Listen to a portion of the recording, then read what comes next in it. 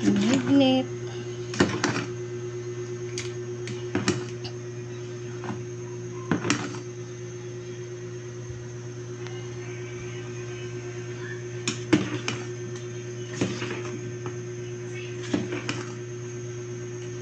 Binignit.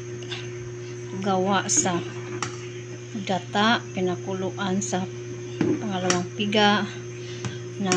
Pagkatapos kumulo, ilagay yung matitigas na ingredients kagaya ng ubi, kamuti, gabi, tsaka sunod takpan, sunod naman yung saging, sunod takpan, sunod naman ng sago, pangalawang, yung unang piga na gata yung puro, sunod naman sugar, sunod naman vanilla.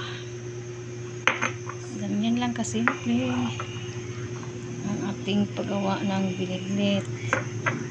Ating binignit, oh.